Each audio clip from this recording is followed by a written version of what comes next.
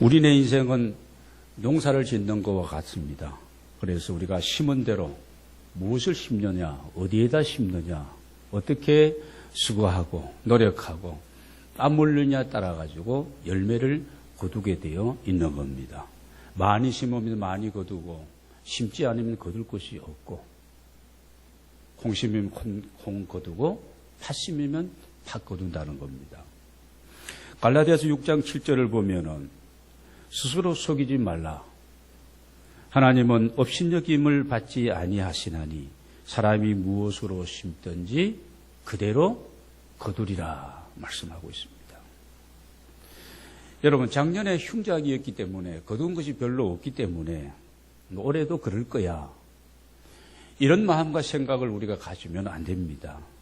이건 일반 사람들이, 그렇지도 밖에서 사는 사람들이 가지는 생각이에요. 전에는 안 되기 때문에, 지금까지도 안 됐기 때문에 앞으로도 안 될 거야. 그 사람은 안 돼. 틀려 먹었어. 우리가 그렇게 생각할 수도 있는데, 우리는 신앙인이기 때문에 그런 생각을 우리의 이 뇌리에서 쥐어버려야 되고요. 그런 마음을 우리가 가슴에 품어서는 절대 새로운 변화의 역사가, 기적의 역사가 우리의 삶 가운데 일어나지 않는 겁니다. 여러분, 그리스도 안에 있으면 모든 것이 새로워지게 됨을 믿으시기를 바랍니다. 그래서 이 가을은 곡식도 열매도 모든 것을 이제 거두는 계절인데, 우리는 영적으로 인생의 아름다운 추수를 거두는 그런 이 가을이 되기를 여러분 믿고 하나님 의지하고 붙드시고 그리고 기도하고 도전하게 되시기를 바랍니다. 자, 모든 사람들은 다 풍성한 수확을 다 좋아하지 않겠어요? 열매, 풍성, 넉넉함, 100배, 60배, 30배 싫어하는 사람이 누가 있겠습니까? 사업을 하는 사람은 그 사업이 잘 되고 확장되어져서 정말 하나님께 크게 영광 돌려드리기를 원할 것이고, 부모는 자녀들이 이렇게 하나님이 기뻐하는 그런 자녀들로 세워지기를, 쓰임받기를 부모는 위에서 바람을 가지고 기도하지 않습니까? 요한복음 15장 8절을 보면은 너희가 열매를 많이 맺으면 내 아버지께서 영광을 받으실 것이고, 무슨 얘기입니까? 우리가 영적으로 우리의 삶에 있어서 하나님께서도 열매를 많이 맺으면 하나님이 바라는 바이며 기뻐하신다는 겁니다. 우리는 하나님의 영광을 위해서 살아가는 자들입니다. 우리를 이 땅에 보내신 이유와 목적도 역시 마찬가지입니다. 이런 일을 하게 하셨고, 이 분야에 또 나름대로 이렇게 최선을 다하면서 이런 사람들을 만나게 하셨고, 또 교회라는 공동체를 통해서 하나님께서는 이런 좋은 열매, 아름다운 열매를 많이 맺어서 인생의 본분인 하나님이 기뻐하고 하나님을 영화롭게 하고 이런 삶을 살아가기 위해서 하나님 우리를 이 땅에 보내셨고 지금까지도 함께 하시는 줄로 믿습니다. 열매를 맺는 데는 지난 시간에 말씀드렸습니다. 과정이 있다. 이 과정이 중요한데 어느 한 과정이라도 이걸 무시하고 뛰어넘으면 안 된다는 겁니다. 여행을 할 때는 여러분 보시기 바랍니다. 여행 코스가 정해졌는데 피곤하고 시간에 쫓기면 이런 코스는 좀 빼고 또 이렇게 갈 수도 있고 그렇게 일정을 맞출 수가 있어요. 그런데 열매를 거두는 일에 있어서는 여러분, 농부는 절대 몇 가지 이 과정과 절차를 무시하면 안 된다는 겁니다.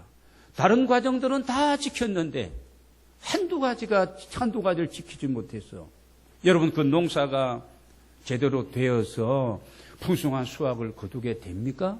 절대 그럴 수가 없는 겁니다. 여러분, 농부에게 중요한 것은 씨앗이라고 했습니다. 좋은 씨앗, 종자가 좋아야 된다.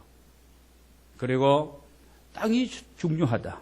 아무리 종자가 좋아도 땅이 거칠어. 땅에 기름기가 없어. 그러면 그 땅에 아무리 좋은 종자를 심고 뿌려도 좋은 열매를, 풍성한 열매를 거둘 수 못하는 겁니다. 어떤 땅이냐? 어떤 땅이겠습니까? 우리 지난주에 말씀 나눈 것처럼 좋은 땅에 뿌려지는 씨앗, 여러분 좋은 땅 옥토에다가 여러분 심고 뿌리면 잘 자라나고 꽃이 피고 열매를 거두게 된다는 사실을 우리가 기억하면서, 그래서 농부는 굳은 땅을, 돌들에 있는 땅을, 가시와 이 엉겅기와 잡초가 가득한 땅을, 거기에는 씨를 뿌려나 마나 안 되기 때문에 어떻게 합니까? 옥토화 작업을 하는 거지요. 그래서 농부는 씨 뿌리기 전에 토양의 질을 점검하는 것입니다. 그렇지 않고 뿌리는 어리석은 미련한 농부가 어디에 있겠습니까? 그럼 어떻게 하면 좋은 땅이 될 수가 있을까? 굳은 땅은 갈아엎어서 굳은 땅덩어리를 어떻게 해야 돼요? 깨어 부수어야 되는 겁니다. 부드러운 땅으로 이렇게 만들어야 되는 겁니다. 아니, 토지에 다 돌과 자갈이 가득 있다. 그러면 어떻게 되겠어? 쉬운 겁니다. 그 돌과 그 자갈을 큰 안반은 어쩔 수가 없지만은 이런 호박돌 정도 되는 그런 자갈이 있다든지 이 정도의 돌들은 농부들은 다 캐어가지고 이렇게 내면 그 땅이 좋은 땅이 되는 겁니다. 가시와 잡초가 우거져 있다면 어떻게 하면 돼요? 잘라버려야 되고, 그리고 그 땅을 태워버려야 되는, 불살라버리고, 그러면 탄 그 죄는 또 거름이 되어지고, 이거는 이제 그 농사를 짓는 데 있어서, 개간을 하는 데 있어서, 강원도 사람들은 다 아는 사람들이에요. 산골에 있는 사람들은. 그래서 그 잡초와 이 가시, 이 엉겅기의 이 뿌리까지 다 캐어버리면 그 다음에 그 땅은 좋은 땅, 옥토가 되는 겁니다. 이런 장애물들을 잘 제거하고 그리고 그 땅을 깊이 갈아 엎는 거지요. 이렇게 옥토를 만들어 놓고 그 위에다가 좋은 종자를 파종해야 합니다. 그렇지 않으면 아무리 투자하고 수고하고 애를 써도 안 된다는 겁니다. 힘든다는 겁니다. 제 친한 친구가 한 1년 전부터 발바닥이 많이 아팠습니다. 발바닥이 아파가지고 잘 걷지를 못하는 거예요. 원래 운동선수인데. 그래서 침도 맞고 봉침도 맞아보고 이렇게 지압을 하는 쪽 가서 목부터 허리부터 온 사지를 다 이렇게 지압도 받아보고 그래도 안 되는 거예요. 그러니까 어느 병원에 또 누가 소개를 하니까 이렇게 병원 자랑하면 이렇게 치료된다, 이렇게 치료받았다는 사람들이 많거든요. 그러니까 어디 신림동 쪽에 서울대 앞에 가면은 아주 유명한 선생님이 계신다. 그래 가서 아킬레스건 쪽에 이 양쪽 발을 갖다 이만큼 찢어가지고 수술을 다 했어요. 낫지가 않는 거예요. 돈은 돈대로 버리고 고생은 고생대로 하고, 그래서 보면은 이 허벅지 밑에 다리가 엉망진창 만신창이가 되었습니다. 내가 볼 때 불쌍할 정도로 그런 거예요. 그러니까 또 누가 허리가 문제다, 허리 척추 수술도 했습니다. 이만큼 되는 그런 이런 쇠붙이를 허리에다가 3, 4번에 집어넣어가지고, 근데 또 다리를 지금 못 쓰는 거예요. 다리를 하고 나면 보통 일주일 한 달이면 다 이렇게 움직이고 그러는데 다리를 못 쓰는 거예요. 신경이 어떻게 됐는지, 신경이 이게 흐늘러져하는 거예요. 그렇습니다. 우리가 우리의 인생의 삶에 있어서 아름다운 추수를 거두기 위해서 근데 이게 뭔가 지금 문제가 있고 잘 안 돼. 그 원인이 무엇일까? 아름답고 행복한 그런 가정을 이루기 위한데 뭔가 잘 안 돼. 정확하게 파악해야 되는 거죠. 문제점이 어디에 있고 원인이 무엇이며 어떻게 해야 되는지.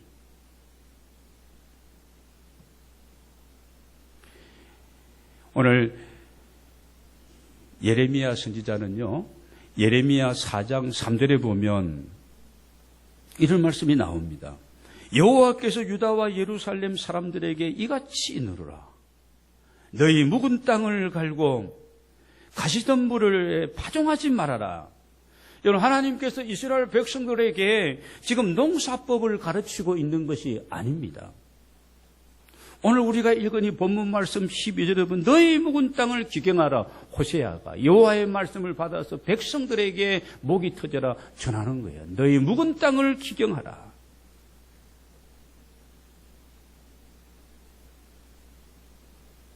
우리의 마음을 점검하고 마음을 갈아엎어서 마음을 어떻게 만들어라는 거예요? 좋은 땅으로, 좋은 마음으로 여러분 이렇게 회복하라는 그런 메시지인 줄로 믿습니다. 여러분, 세상에 어떤 것보다도 더 중요하고 먼저 할 것이 무엇입니까? 내 마음을 점검하는 거예요. 내 마음이 새로워지는 겁니다. 여러분의 마음속에 누구를 자꾸 비판하고 허물을 자꾸 덜추고 마치 매의 눈처럼 말입니다.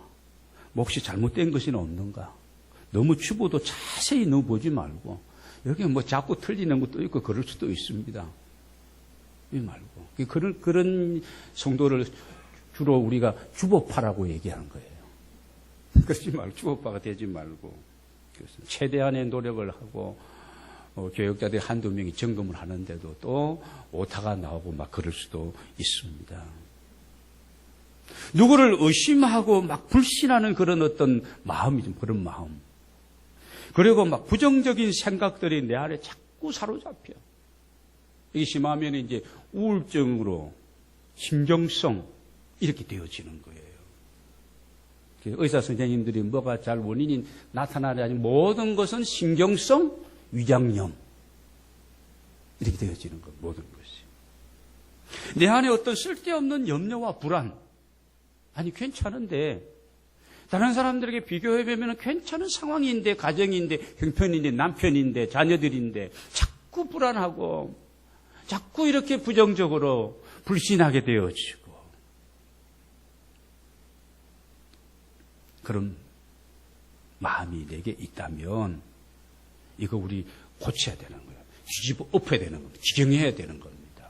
감사하는 마음, 은혜.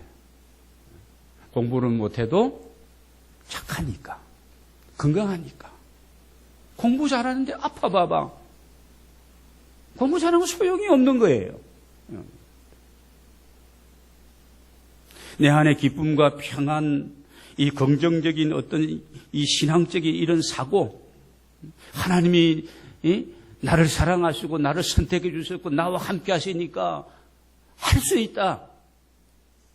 내게 능력 주시는 자 안에서 내가 지금까지 힘으로, 내 능력으로, 내 방법으로, 내 수단으로 안 되었지만 내가 하나님을 의지하고 성령의 도우심을 받고 성령께서 나를, 성령께서 내 남편을, 성령께서 내 자녀들을 터치하시고 감동하시고 충만하게 하시면 여러분 새로워질 수 있다는 이런 믿음을 가지고, 우리는 믿음 안에 사는 사람들이 신앙인들이에요. 우리는 세상 사람들이 아닙니다. 전에는 우리도 그런 생각들과 그런 마음을 가지고 우리가 살았어요. 지금은 아닙니다. 지금은. 자녀들을 양육하고 교육할 때도 이것부터 챙겨야 되는 거예요. 내 사랑하는 자녀의 지금 마음이 어떤 상태에 있는 건지, 이 아이의 마음이 어떠한지, 공부와 성적이 먼저가 아니에요. 참 딱합니다. 뭐 특기를 개발시켜서 뭐 어떻게 해주고 이게 중요한 게 아닙니다. 5군데 6군데 우리 빌딩도 학원 빌딩입니다만은 애들 태권도하고 어디로 가면 또 짐 싸고 또 올라가고 내려가고 그래요. 어디 가냐 그러면 학원에 간다. 이게 지금 2개를 하느냐 5개를 하느냐 이게 중요한 것이 아니라는 겁니다.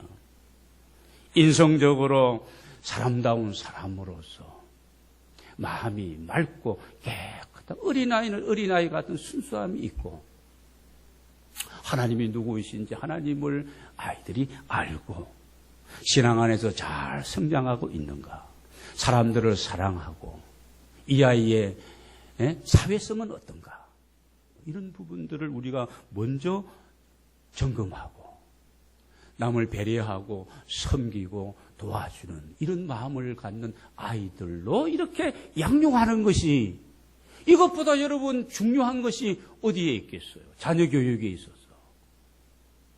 제가 결혼 안 하는 신부, 자녀 안 키워봤으면 그런 얘기하면 저 목사는 아무것도 모르고 그러는데 나도 아들도 키워봤고 딸도 키워봤고 장가시집 다 보내본 그런 상황입니다. 그거를 저도 잘 몰랐어요. 젊은 아버지로서 아버지가 뭐 하는 건지도 제대로 모르고 그렇게 이제 아버지 노릇하고 지내왔거든요. 해놓고 보니까, 지나놓고 보니까 바로 그거예요.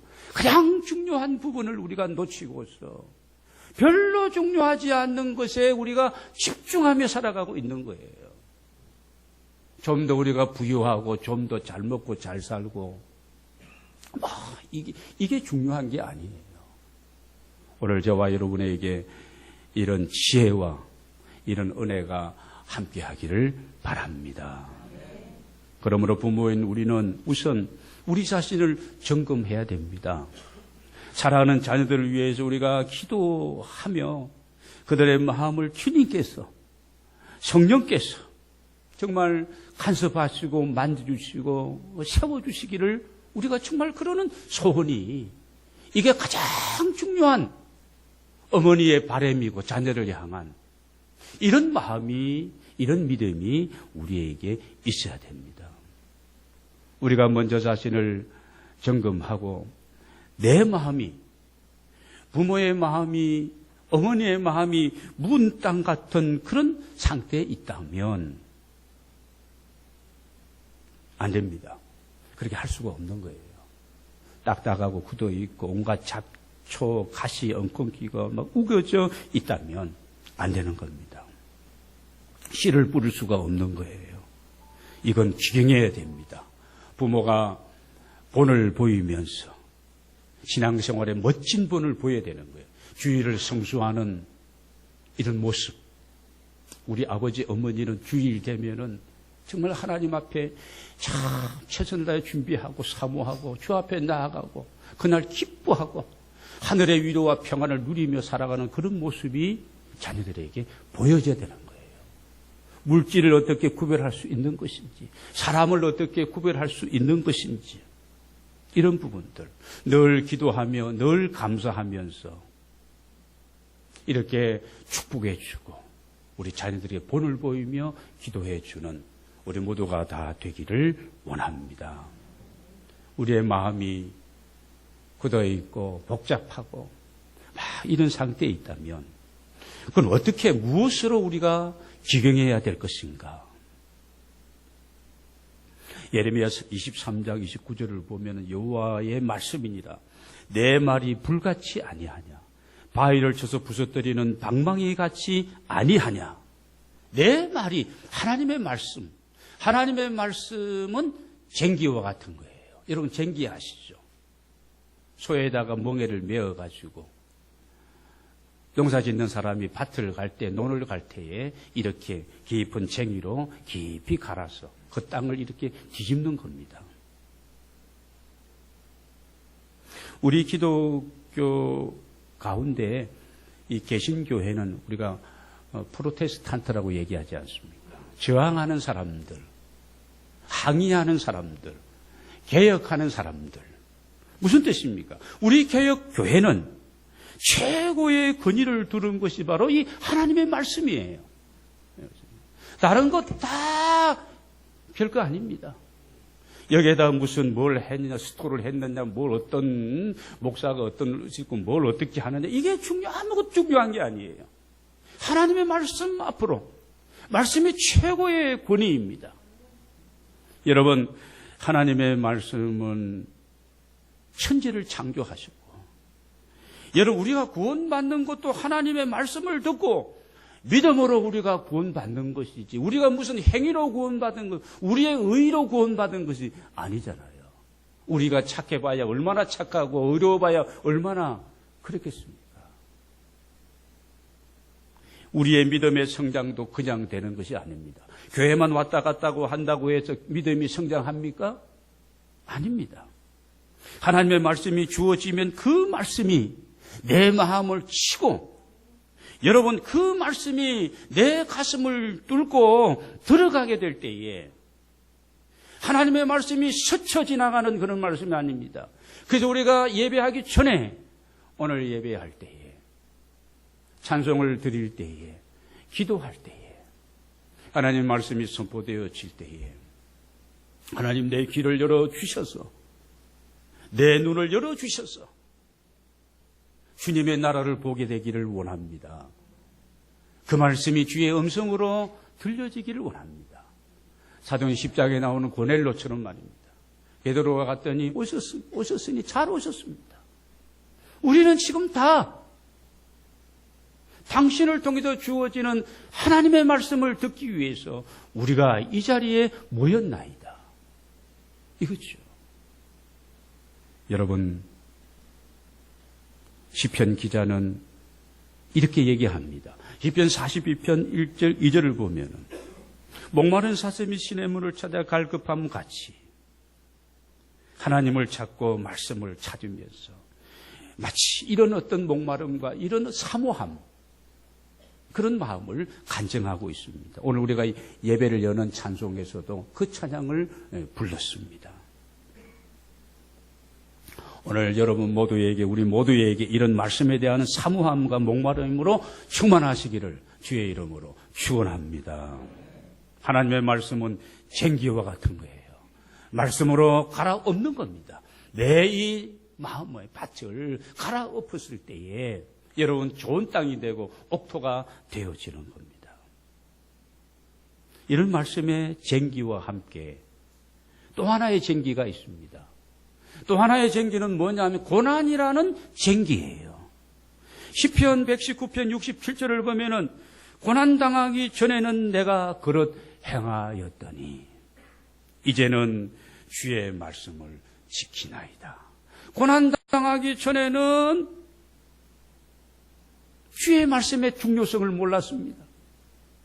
그러나 고난을 통해서 깨닫게 되니까 주의 말씀을 내가 사랑하고 사모하고 실천하는 사람이 되었다 고백하고 있습니다. 같은 119편 71절을 보면은 고난당하는 것이 내게 유익이라. 우리 71절과 72절을 같이 한번 읽겠습니다. 시작. 고난당하는 것이 내게 유익이라. 이로 말미암아 내가 주의 율례들을 배우게 되었나이다. 주의 입의 법이 내게는 천천금은보다 좋으니이다. 고난을 통해서 고난이 가져다 주는 유익이에요. 여러분, 고난은 하나님이 주시는 축복의 전주곡입니다. 고난. 여러분, 고난은 하나님이 주시는 은혜와 선물을 싸고 있는 금은 보자기예요. 여러분, 금은 보자기 누가 좋아합니까? 그러나 그 속에, 고난이라는 금은 보자기 속에 하나님이 주시는 그 아름다운 선물이 그 안에 담겨져 있는 겁니다. 고난을 통해서 내가 주의 율례를 배우게 되었나이다. 고난 당하기 전에는 그릇 행하였더니, 그래서 고난을 통과한 믿음의 사람들에게 뭐예요? 천천금은보다도 주님의 입에서 나온 법이, 그 말씀이 훨씬 더 좋다는 겁니다. 여러분, 바라옵기는 저와 여러분이 이 고백이 되기를 주의 이름으로 축복합니다. 저는 여러분, 지금 여러분이 어떤 고난과 어려움 속에 있었습니까? 괜찮습니다. 야고보서 5장 13절을 보면은 너희 중에 고난 당하는 자가 있느냐? 그는 기도할 것이요. 즐거워하는 자가 있느냐? 그는 찬송할지니라. 말씀하고 있습니다. 고난 당했을 때 우리가 할 수 있는 하나님 의뢰하고 하나님께 나아가서 우리가 기도하는 거예요.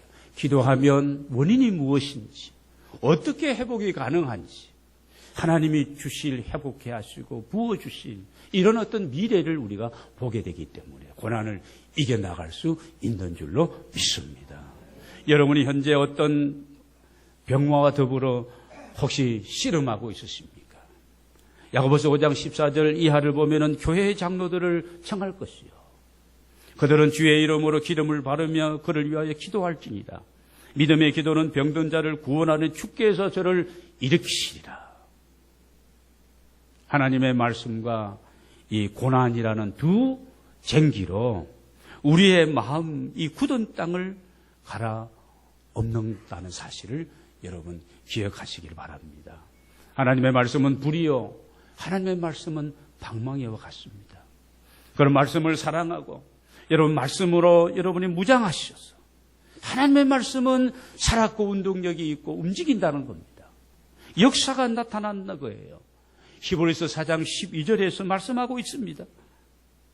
좌우의 날선 어떤 금보다도 예리하여 혼과 영과 관절과 골수를 찔러 쪼개기까지 하고 육체적인 모든 질병도 주께서 만져주시면 여러분 치유해 주실 줄로 믿습니다.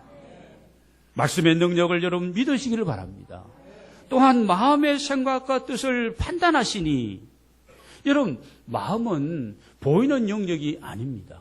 내 마음대로 내가 주장하지 못할 때가 있었어. 내가 왜 이렇게 허전하지? 왜 가을 바람이 부니까 내가 왜 이러지? 그럴 수 있는 거예요. 왜 이리 낙심되고 왜 이리 우울하고. 여러분 오늘 하나님의 말씀의 능력이 역사하면 우리의 영과 우리의 혼과 우리의 육체의 모든 부분들을 회복시키시고 새롭게 하시는 줄로 믿습니다.